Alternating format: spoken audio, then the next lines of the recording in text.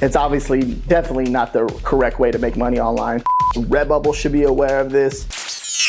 Yo, what's up guys? So the reason why I'm making this video, I had a few people reach out to me about spamming tags and copyright infringement and all that stuff. And then I seen, as I was doing some research, I seen a few people pop up on my homepage like Lisa, Shimmy, Phil, and Jack, and then Ryan too as well. He did an interview over there with Phil, and they wanted to see my thoughts on this actual topic, right? And I think it's a big topic that should be, like, people should be aware of this. Redbubble should be aware of this. You as a new seller on the Redbubble platform should be aware of this, right? You need to first and foremost understand the rules, play by them, and do not try to gain the algorithm by any means, because that's how you will get your account suspended, right? It doesn't make no sense, and this applies to pretty much any platform, right? And then I had a few people reach out to me, message me, what is spamming on the platform to you?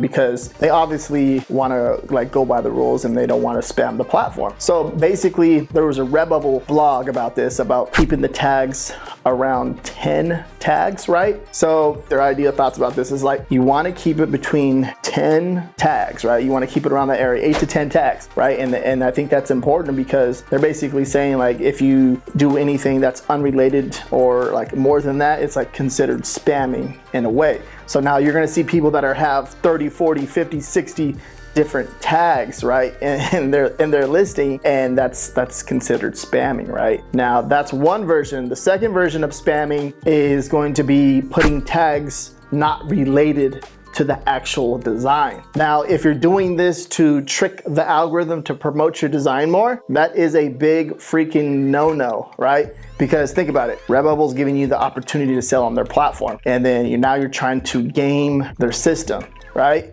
And you're trying to fool the system and trying to mess with it. So what's gonna happen in return, right? If you're not playing by the rules and not following the rules, it's unfair to other sellers too as well. And this is why people are getting mad about this kind of topic. And I see why, right? And I understand that there's those sellers that come onto the platform and they're excited to make money, but there's a right way and there's a wrong way to do this, right?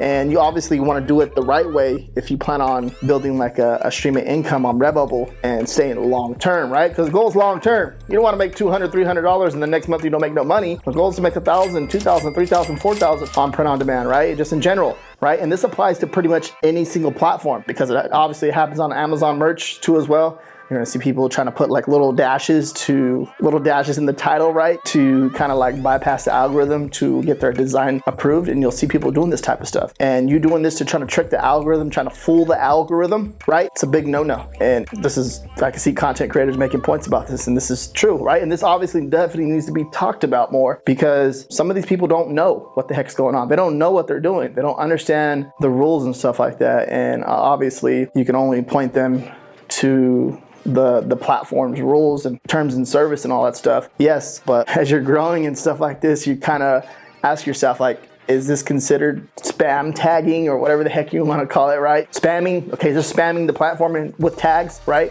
You want to ask yourself that. And as you're growing and stuff like that, you're going to learn the rules, and playing by them is literally the best way to make money online if you're on someone else's platform, right? And yeah, it's crazy. Now, copyright infringement, right? Some people, you're gonna see this a lot on different platforms, but on Redbubble, you're gonna see this, and I'm trying to figure out how they're not seeing it. Maybe they are, it's just not, they just don't have a big enough team yet. As they're growing, they're kind of growing pretty fast, right? And maybe they don't have a team in place, because think about it, if they're getting a certain, they're obviously seeing it, right? Because if a person puts a infringing design up on the platform, it obviously has to go to the print team. The print team has to print the shirt, the actual design on the shirt, so they're actually seeing it. But maybe it's so crazy for them right now, right, that they don't have a team in place to keep track of all like the trademarks and all the infringing stuff going on right now, right? And kind of give them the benefit of the doubt, right?